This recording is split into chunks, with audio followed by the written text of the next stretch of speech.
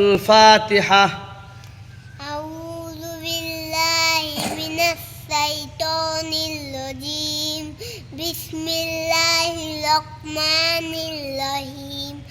আলহামদুলিল্লাহি রাব্বিল আলামিন। আর রহমানির রহিম। মালিকি ইয়াউমিদ্দিন। ইয়াকা না'বুদু ওয়া ইয়াকা নাস্তাইন। ইহদিনাস সিরাতাল মুস্তাকিম।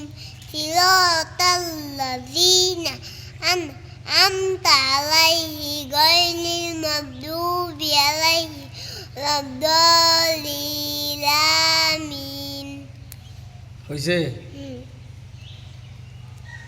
সিরাতাল লাযিনা আন'আমতা আলাইহিম গায়রিল মাগদুবি মাগদুনা তো গায়রিল গাইন কই তো মাগদুবি বলেন। গায়রিল মাগদুবি আলাইহিম আলাইহিম। হ্যাঁ, তারপরে ওয়ালাদ-দাল্লিন। আমিন। আলহামদুলিল্লাহি রাব্বিল আলামিন আর রহমানির রহিম মালিকি ইয়াউমিদ্দিন ইয়্যাকা না'বুদু ওয়া ইয়্যাকা নাস্তাঈন ইহদিনাস সিরাতাল মুস্তাকিম সিরাতাল লাযিনা আন'আমতা আলাইহিম গায়রিল মাগদুবি আলাইহিম ওয়ালাদ-দাল্লিন। আমিন। এভাবে শুদ্ধ করে বলতে হবে, ঠিক আছে? মনে থাকবে? এভাবে শুদ্ধ করে বললে কি হবে?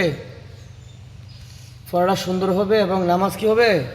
সই শুদ্ধ হবে। আর যদি ভুল পড়ে তাহলে কি হবে? নামাজ হইব? নামাজ হবে? নামাজ ওয়াজিব কয়টা?